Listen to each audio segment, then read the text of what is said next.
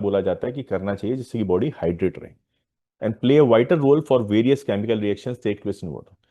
जो different body के अंदर केमिकल रिएक्शंस होते हैं उसमें बहुत सारे रिएक्शंस में वाटर का एक मेन रोल होता है। वाटर के बिना वो रिएक्शंस नहीं हो सकते, एनर्जी प्रोडक्शन नहीं हो, तो इसलिए वाटर भी मैक्रोन्यूट्रिएंट्स में आता है। अब देखिए micronutrients, they are required in a very small amount in the body, but various chemical process changes are not possible in their absence. Their absence may result in serious health disease. आपने जब भी कोई आप अपना blood test वगैरह कराते हैं ना, कई बार आपको कोई डेफिशिएंसी होती है, कोई बीमारी होती है, कुछ होता है, आप ब्लड टेस्ट कराते हैं, तो डॉक्टर साहब के है ना कई बार विटामिन के टेस्ट भी कराता है। आपको हाथ पैरों में नमनेस फील हो रही है, ठीक है, ढंग से काम नहीं कर पा रहे, मसल्स में दिक्कत हो रही है, तो वो कहते हैं आपका विटामिन B12 कम है, विटामिन सी कम है, विटामिन D कम है, आपकी बॉडी के अंदर जो हड्डियां हैं आपकी वो प्रॉपर मजबूत नहीं है, बोन डेंसिटी कम है, तो कहते हैं विटामिन D के आप कैप्सूल्स लीजिए, ठीक है, कैल्शियम के कैप्सूल्स लीजिए। तो बेसिकली क्या है कि माइक्रोन्यूट्रिएंट्स चाहिए तो कम मात्रा में, बट इनके बिना आपकी बॉडी की फंक्शनिंग नहीं हो पाती, क्योंकि जो आपके मैक्रोन्यूट्रिएंट्स हैं उनके डाइजेशन, उनके एब्जॉर्प्शन और उनके यूटिलाइजेशन में इन विटामिन्स और मिनरल्स का बहुत बड़ा हाथ होता है। आपकी बॉडी, कई बॉडी के ऐसे ऑर्गन्स हैं जो इन्हीं चीजों से बने हुए होते हैं। फॉर एग्जाम्पल मैं आपको बताता हूँ, ये आप मिनरल्स पढ़ रहे हैं, मिनरल्स में आप देखिए कैल्शियम, आप सबको पता है जितनी आपके बॉडी में बोन्स हैं और जो आपके टीथ हैं they are made up of calcium, ठीक है। ऐसे ही पोटेशियम, सोडियम, इन सब के आप जो वो दिए हुए हैं फंक्शंस, और ये मैं आपके आगे चार्ट में है, मैं आपको ये भी भेज दूंगा, ठीक है। तो ये जितने वो है, जैसे आयोडीन है आपका, आयोडीन का क्या फंक्शन है, आपकी थायराइड ग्लैंड्स वगैरह को उसको रेगुलेट करने के लिए, ठीक है।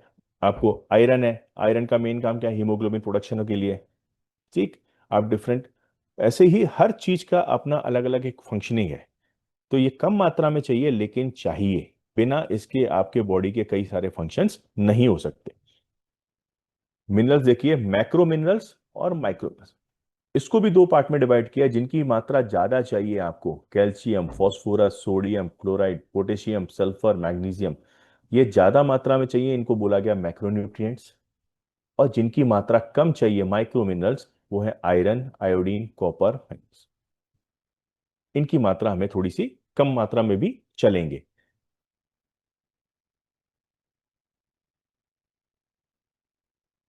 इसके बाद विटामिन्स, विटामिन्स अपनी दो तरह की हैं, vitamin A, vitamin D, E और K, ये कहलाती है फैट सोल्यूबल। जैसे मैंने आपको बताया, इसके लिए फैट होना आपकी बॉडी के अंदर बहुत आवश्यक है। आपका फैट होगा तभी आपकी ये सारी जो विटामिन है वो अपनी फंक्शनिंग कर पाएंगे। वहीं दूसरी आती है वाटर सोल्यूबल बी कॉम्प्लेक्स, इसमें विटामिन के B12 तक, और विटामिन C। आपको याद करने में बड़ी आसानी रहेगी। देखिए ए के बाद सीधे यहाँ पर डी आया है, तो बी और सी कहाँ चले गए, बी और सी चले गए वाटर सोल्यूबल में, ठीक। उसके बाद विटामिन E और vitamin K। There are two type of, अपने केमिकल कंपोजिशन की वजह से और अपने जो सॉल्यूवेंट है उस सॉल्वेंट की वजह से, एक फैट में सॉल्वेंट सोल्यूबल है और दूसरी वाटर में सोल्यूबल है, इसलिए इनके दोनों के नॉमेनक्लेचर डिफरेंट की। अब हर विटामिन का अलग अलग फंक्शनिंग, ठीक। अब जैसे मैंने आपको B12 का एग्जांपल दिया था, break down fatty acids and amino acids helps make blood cells, ठीक है, रेड ब्लड सेल्स बनाने के काम में आती है। विटामिन C का है, एंटीऑक्सीडेंट है, help makes new sales and improve immune system, immunity के लिए आपको काम में आती है। आपको बोला जाता है ना कि विटामिन C की जो टेबलेट है उसको चूस लो कर रहा हूँ, तो वो ये इम्यूनिटी के लिए काम में आती है। एंड विटामिन D का काम क्या है, strengthens and help form bones and teeth via calcium and phosphorus. अगर आपके पास विटामिन D की डेफिशिएंसी है और आप कैल्शियम की टेबलेट ले रहे हैं, फास्फोरस की टेबलेट ले रहे हैं, मैग्नीशियम की टेबलेट ले रहे हैं, वो आपके किसी काम की नहीं है जब तक कि आपकी बॉडी के अंदर पर्याप्त मात्रा में विटामिन D नहीं हो, ठीक है। तो बेसिकली आपको क्या करना है, विटामिन D को आपको लेना बहुत आवश्यक है, तभी जाकर के आपके कैल्शियम और फास्फोरस एक्यूमुलेट हो पाएंगे बॉडी के अंदर, आपकी हड्डियां मजबूत हो पाए। तो इसलिए जब भी कैल्शियम के सप्लीमेंट आपको दिए जाते हैं, उसके साथ में आपको ये वो दिया Recording in progress. आपको ये दिया जाता है कि आप साथ में विटामिन डी की कैप्सूल्स भी लीजिए। ठीक है। इससे विटामिन डी अगर आप साथ में लेते हैं तो आपके कैल्शियम एक्युमुलेशन, जो उसका एब्जॉर्प्शन है वो अच्छे से हो पाएगा और आपका बोन डेंसिटी बढ़ेगी। तो दो मेजर माइक्रोन्यूट्रिएंट्स, मिनरल्स और विटामिन्स। मिनरल्स के अंदर दो तरह के, मैक्रो और माइक्रो मिनरल्स। विटामिन्स दो तरह की, fat soluble and water soluble. ठीक है। ये अलग अलग मसल जो विटामिन हैं उनके। अब देखिए मैं आपको बेसिकली,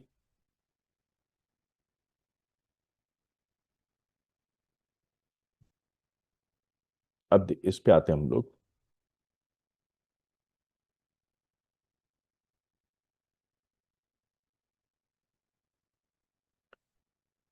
ओके।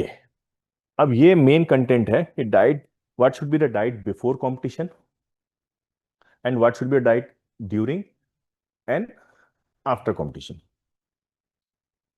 अब वन बाय वन देखिए। The sports person should initiate a diet with proper carbohydrate at least 20 days before the competition so that glycogen may be stored in the body। मैंने आपको बताया कि जितना भी आपका ग्लूकोज है वो जाके लीवर और मसल्स में जाके ग्लाइकोजन की फॉर्म में स्टोर हो जाता है और वही आपके एनर्जी प्रोडक्शन करता है। अब आपकी बॉडी के अंदर पर्याप्त मात्रा में ग्लाइकोजन स्टोर है कि नहीं, इसके लिए आपको क्या करना है? इसके लिए आपको 20 दिन पहले, कम से कम कंपटीशन से 20 दिन पहले आपको कार्बोहाइड्रेट इंटेक अपना बढ़ाना है, जिससे कि आपकी बॉडी के अंदर पर्याप्त मात्रा में ग्लाइकोजन स्टोर हो जाए। ठीक है, जो कि आपके कंपटीशन के टाइम पे काम आए।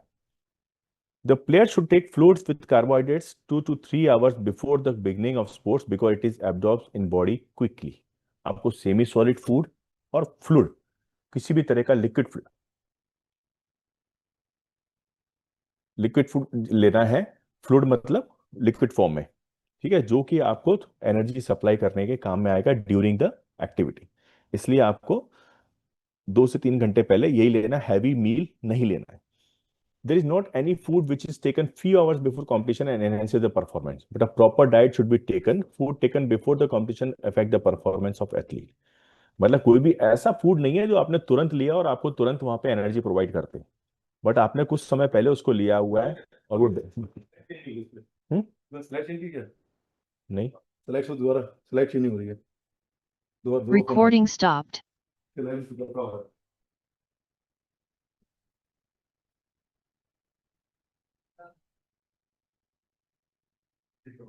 Recording in progress.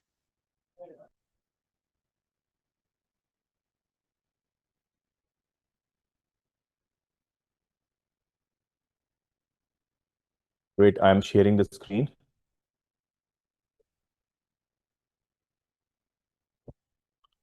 Now it is visible.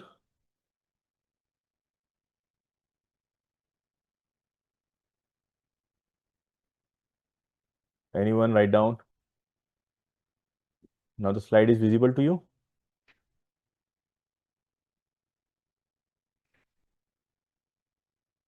Okay, done, done. Okay, I'm again repeating. We are discussing the diet, different kind of diet which should be taken before, during, and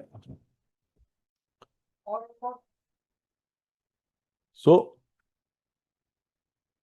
the first point I have discussed, the sport person should initiate a diet with proper carbohydrate at least 20 days before the competition that glycogen may be stored। मैंने आपको बताया जो glucose है वो glycogen की form में आपकी body में स्टोर होगा और वहीं से आपके एनर्जी प्रोडक्शन के लिए यूटिलाइज होगा।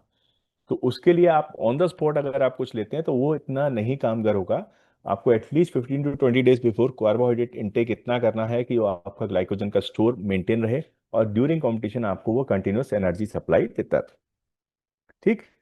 The player should take fluid with carbohydrate 2 to 3 hours before the beginning of sports because it is absorbed in body quickly। मतलब आप अगर हैवी कोई डाइट लेते हैं तो वो डाइट आपको इतना एनर्जी प्रोडक्शन में काम नहीं देगी, जबकि अगर आप कोई सेमी सॉलिड या कोई लिक्विड डाइट लेते हैं तो वो इजीली डाइजेस्ट होगी और आपको डाइजेस्ट होने के बाद तुरंत सप्लाई में कामगार होगी। अगर आप 2-3 घंटे पहले इस तरह की कोई डाइट लेते हैं, कोई ग्लूकोज से रिलेटेड लेते हैं, कोई जूसेस लेते हैं, तो वो इजीली डाइजेस्टेबल है और आपको एनर्जी प्रोवाइड करने में काम। वहीं अगर आपने कोई हैवी डाइट ले ली तो वो आपके लिए प्रॉब्लम, वो आगे बताते हैं इसमें। Don't take fat or non-veg 3 to 4 hours before the competition. It will take more time to digest and player feel heaviness. अगर आपने कोई हैवी डाइट फैट से तली हुई चीज कोई इस तरह की खा ली या कोई नॉनवेज ले लिया 3 से 4 घंटे पहले, वो आपके एब्डोमेन में पड़ा रहेगा, डाइजेशन में उसको टाइम लगता है। इस वजह से वो आपके एब्डोमेन में इरिटेशन क्रिएट कर सकता है और हैवीनेस फील होगी, उस वजह से आपकी परफॉर्मेंस कम होगी। इसलिए 3 से 4 घंटे पहले कोई भी चीज इस तरह की आपको नहीं लेनी है जो नॉनवेज या हाई फैट रिलेटेड हो। ठीक है। Then don't use fat or non-vegetable on the day of competition. It takes too much time for digestion. It will affect problem in gastrointestinal tract. आपका गैस्ट्रोइंटेस्टाइनल ट्रैक्ट पूरा मतलब आपके मुंह से लेकर के आपके नीचे एनल पार्ट तक ये पूरा गैस्ट्रोइंटेस्टाइनल ट्रैक्ट कहलाता है। एब्डोमेन से लो small intestine sorry large intestine then small intestine फिर एनल पार्ट से स्टूल रिमूव होता है, ये पूरा गैस्ट्रोइंटेस्टाइनल ट्रैक है। अगर आपने फैट या मसालेदार या कोई तेल से भरा हुआ खाना अपने कंपटीशन से पहले ले लिया, it will take time to digest और फिर वो आपके गैस्ट्रोइंटेस्टाइनल ट्रैक में रहेगा और आपको प्रॉब्लम। आपने देखा होगा कभी भी ऐसा हैवीनेस फील होती है, आपको रिफ्लेक्स आते हैं।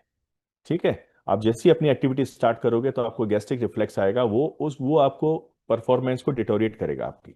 इसलिए हमेशा ये देखना है कि जिस टाइम आपका कंपटीशन है उस दिन या उस टाइम पे आपको ये जो फैट और जो नॉन वेज है या हाईली फैट वाला जो फूड है वो नहीं लेना है। ठीक। इसके अलावा जो कुछ वेजिटेबल्स हैं जो आपको गैस्ट्रिक ट्रबल्स ला सकते हैं, जैसे कॉलीफ्लावर है, ये भी आपको जो गैसियस है ये नहीं लेने हैं ड्यूरिंग द कंपटीशन। आपको कंपटीशन से पहले ये चीजें नहीं लेनी है। डोंट टेक रेड चिली और spice food on competition day. ज्यादा मसालेदार तीखा ताजा ये चीजें नहीं खानी, ये आपको गैस्ट्रिक ट्रबल करेंगे, आपके एब्डोमिनल जो गैस्ट्रोइंटेस्टाइनल ट्रैक है उसमें प्रॉब्लम क्रिएट करेंगे और आपकी परफॉर्मेंस को कम करने के लिए। ठीक है। तो this is diet before competition. Okay. अब ड्यूरिंग कंपटीशन में क्या आप बेसिकली समझने की कोशिश करिए। ड्यूरिंग कंपटीशन एक ऐसा आपको जो फूड लेना है जो आपको कंटिन्यू एनर्जी सप्लाई भी मिलती रहे, आपके जो बॉडी टिश्यूज रैप्चर हो रहे हैं वो कम रैप्चर हो और बिल्डअप करने में काम आए। सेकंड थिंग, जो आपका वाटर लॉस और इलेक्ट्रोलाइट बैलेंस मेंटेन करने के लिए काम। ठीक है। आपके जितनी सॉल्ट और ये जो स्वेट के साथ में जो आप निकल रहे हैं आपके स्वेट के साथ में, उन सबको दोबारा से बॉडी के अंदर पहुंचाने का काम करे। आपको ऐसा कोई आपको लिक्विड आपको लेना है।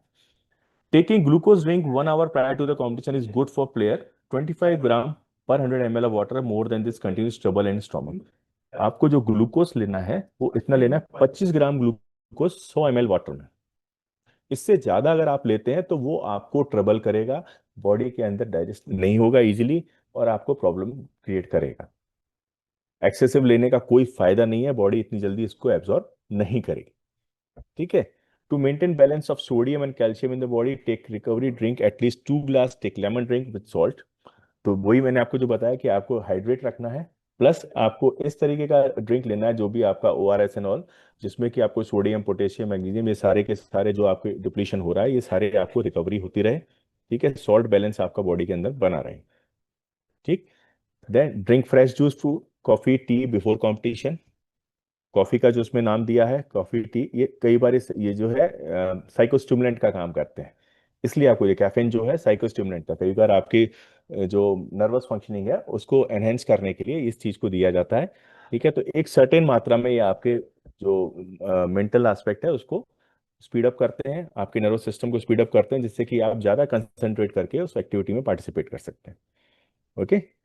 देन डोंट ड्रिंक अल्कोहल और स्मोक ड्रिंक कॉम्पिटिशन।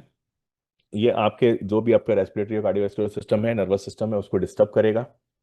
ठीक। आपका कंसंट्रेशन खराब करेगा।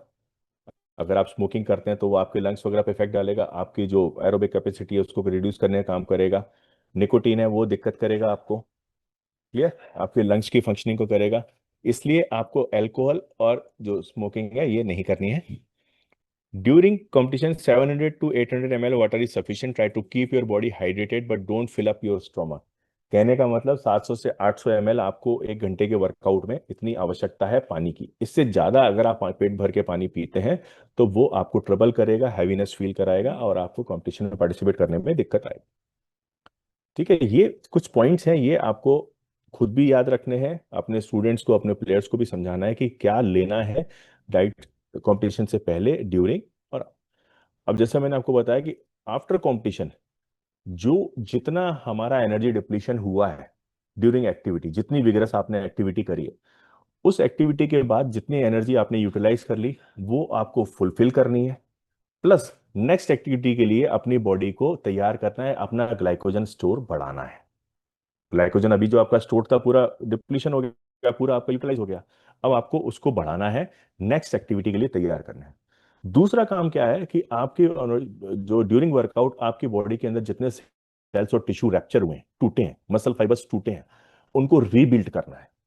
रीबिल्ड करने का, जैसे मैंने आपको बताया, बॉडी बिल्डिंग का कौन सा न्यूट्रिएंट है? प्रोटीन। तो आपको प्रोटीन की रिक्वायरमेंट है। ठीक है, तो ये दो बेसिक चीज है, इसको आप हमेशा ध्यान रखो कि एनर्जी डिप्लीशन का हुआ है, उसको आपको, अब ऐसा नहीं है कि आपने कंपटीशन के बाद बैठ करके और खूब सारा खाना खा लिया कि भाई आज ही हम पूरी कार्बोहाइड्रेट को रिकवर कर लेंगे, ऐसा नहीं हो सकता। Gradual increase in your food intake. तुरंत वर्कआउट के बाद आपको हैवी खाना नहीं खाना है, आपको ग्रेजुअल लिक्विड से स्टार्ट करना है, सेमी सॉलिड से स्टार्ट करना है, उसके बाद फिर जाकर के आप इमीडिएटली आफ्टर वर्कआउट आप बहुत सारा इनटेक कर लेंगे। डाइजेस्टिव सिस्टम उस टाइम पे इतना इफेक्टिव नहीं होगा क्योंकि आपके पूरी ब्लड की सप्लाई थी मस्कल की तरफ थी, तो आपको एकदम से डाइजेशन नहीं हो पाएगा। 1 hour of competition is over, now take the food but in normal quantity. देखो लिखा हुआ है नॉर्मल क्वांटिटी, ऐसा नहीं है कि ठूस के खा लिया खूब सारा। ठीक है, endurance based activity player should take fruit juice, glucose, coffee, tea etcetera. Immediate energy के लिए आपको थोड़ा सा फ्रूट जूस, ग्लूकोज, कॉफी और लेना है, जो कि आपकी जो एनर्जी डिप्लीशन हुआ है उसको थोड़ा सा रिकवरी करने में हेल्प करेगा। फिर उसके थोड़ी देर बाद जाके आप अपना डाइट या खाना खा सकते हैं। Don't eat heavy food after competition. Store 30 days prior to competition the level of glucose to prepare him for next competition। ठीक है, उसके साथ साथ आपको क्या करना है, नेक्स्ट कंपटीशन के लिए अपने आप को तैयार करना है, इसलिए ग्रेजुअली अपनी डाइट का इंटेक बढ़ाना है, और ग्रेजुअली, धीरे धीरे, ऐसा नहीं कि तुरंत एकदम से।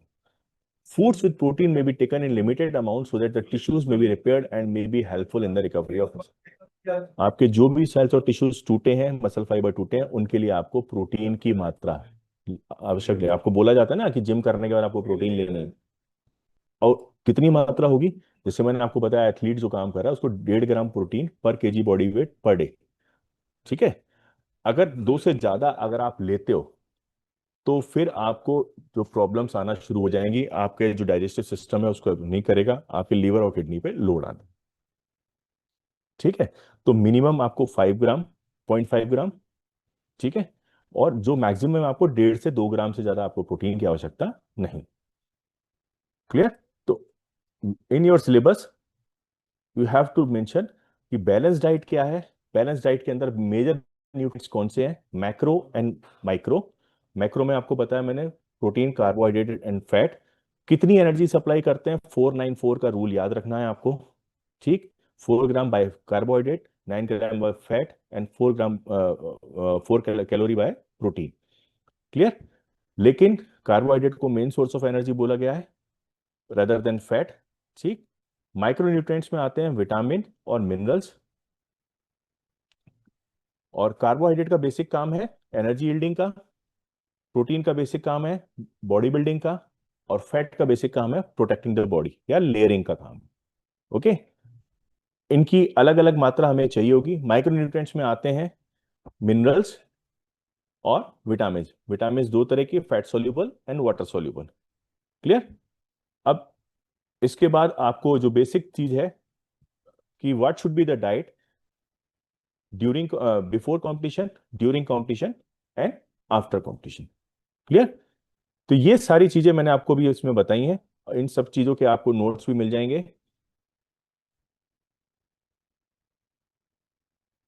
ये देखिए, ये एक एग्जांपल है डेली एनर्जी रिक्वायरमेंट का।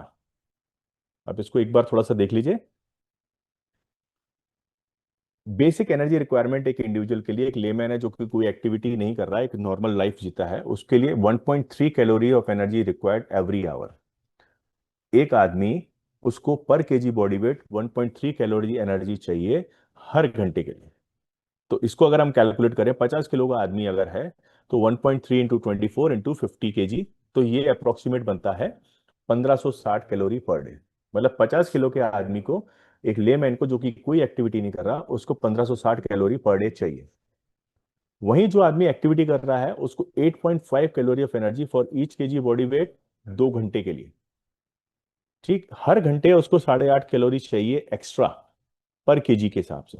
तो एक्स्ट्रा एनर्जी कितनी होगी? 8.5 इंटू 2 आवर्स इंटू 50 केजी, तो 850 कैलोरी उसको एक्स्ट्रा चाहिए। अब इन दोनों को अगर आप ऐड कर दोगे तो एक 50 किलो का आदमी अगर 2 घंटे वर्कआउट करता है पर डे, तो उसको टोटल एनर्जी चाहिए होगी 1560 plus 850 equal to 2410 calorie per day. उसको इतनी एनर्जी रिक्वायरमेंट। ठीक है, ये उसके थोड़े से डिटेल्स हैं। कितनी एनर्जी आपको, सोर्स ऑफ एनर्जी कितना? 57% कार्बोहाइड्रेट से आएगी, 30% फैट और 13% प्रोटीन से। क्लियर? चलिए, okay, if you have any question please ask regarding this topic only, nothing else.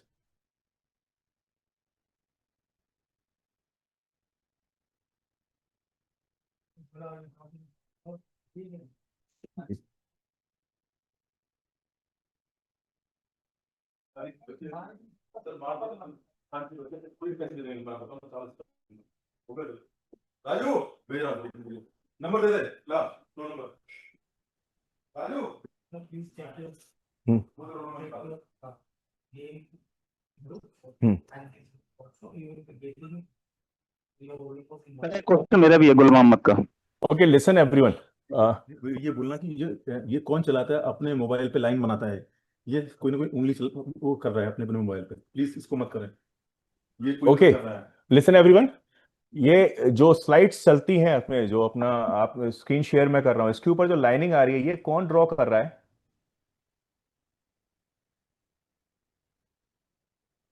ये किसकी कारस्तानी है? सर ये आपको पता। ये स्क्रीन पे जो लाइनिंग आ रही है, ये कौन ड्रॉ कर रहा है भाई?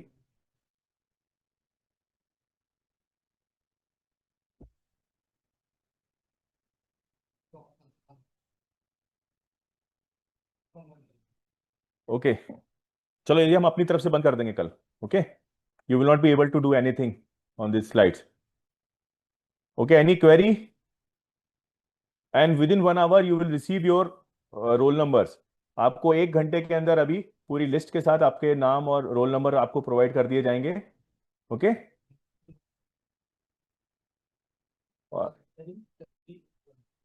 and whenever you are entering in the class, okay, and mention your roll number in that one. अभी भी कईयों के नाम, जो पार्टिसिपेंट्स के नाम है, उनके मोबाइल नंबर मोबाइल से आते हैं कि कोई सैमसंग यूज कर रहा है, कोई वन प्लस यूज कर रहा है।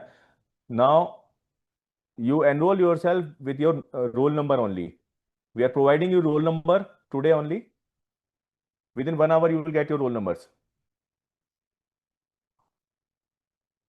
If you will not enter with your roll number, you will be marked absent. Got it?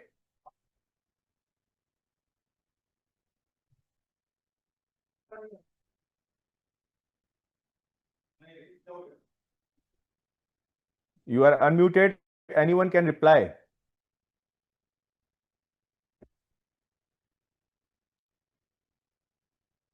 वो किसी का जवाब क्यों नहीं आ रहा है?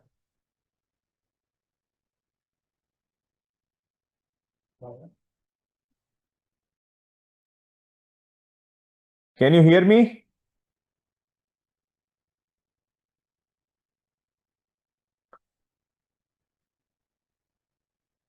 You are unmuted.